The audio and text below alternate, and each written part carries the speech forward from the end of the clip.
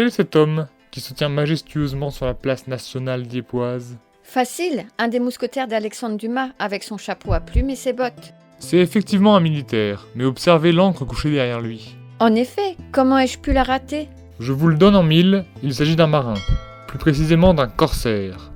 Né à Dieppe en 1610, il est le fils d'un officier de la marine royale qui servait sous Louis XIII. Un corsaire?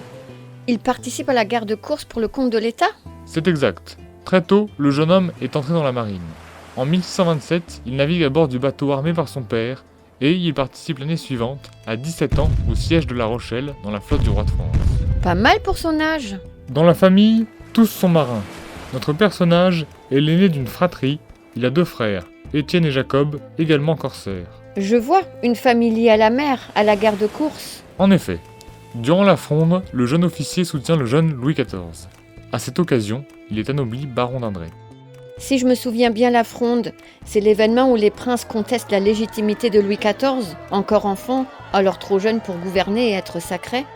Écoutez bien la suite. En 1667, notre corsaire est nommé lieutenant général de la flotte du Levant. C'est quoi la flotte du Levant? Ce sont les navires de la marine royale française destinés aux opérations navales en Méditerranée. C'est l'alter ego de la flotte du Ponant, postée en Manche ou dans l'Atlantique. Donc, en 1667, il commande la flotte qui combat en Méditerranée. J'imagine qu'il s'est illustré à ce poste. Exactement. En 1672 éclate la guerre de Hollande qui oppose le roi de France, allié à la Suède et à l'Angleterre, à une alliance des Provinces-Unies, du Saint-Empire romain germanique et de l'Espagne. En 1676, ce grand officier remporte notamment les victoires d'Agosta, qui voit la mort du grand amiral hollandais Ruyter, et de Palerme, au cours de laquelle il disperse la flotte hollando-espagnole. Et n'oublions pas qu'il a également bombardé Alger 2 fois, et notamment en 1683, avec les premières bombes incendiaires de l'histoire fabriquées à Dieppe. Vous avez raison, mais bien qu'auréolé de gloire après ces victoires mémorables, le Diepois ne sera pas récompensé à la hauteur de ses exploits. Il ne sera jamais promu amiral. Cela est dû, en partie, à son refus de subordination et aussi à sa religion protestante dans la France catholique de l'époque. C'est injuste, freiner la carrière d'un tel marin pour sa religion. Mais au fait, qui est-ce?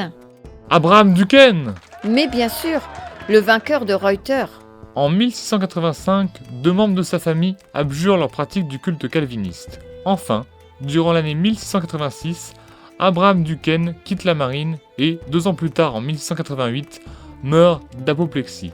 Il est enterré dans son domaine de Boucher-Valgrand, sans aucune sépulture chrétienne. Pour l'anecdote, notez que la statue d'Abraham Duquesne tourne le dos à l'église catholique Saint-Jacques. Hasard ou volonté de l'artiste? Toutes les interprétations sont permises. Aujourd'hui, Abraham Duquesne est une figure importante pour la marine, la ville de Dieppe et l'histoire de France. À l'occasion du tricentenaire de sa naissance en 1910, une cérémonie exceptionnelle eut lieu à Dieppe. Elle fut présidée par le ministre de la Marine de l'époque.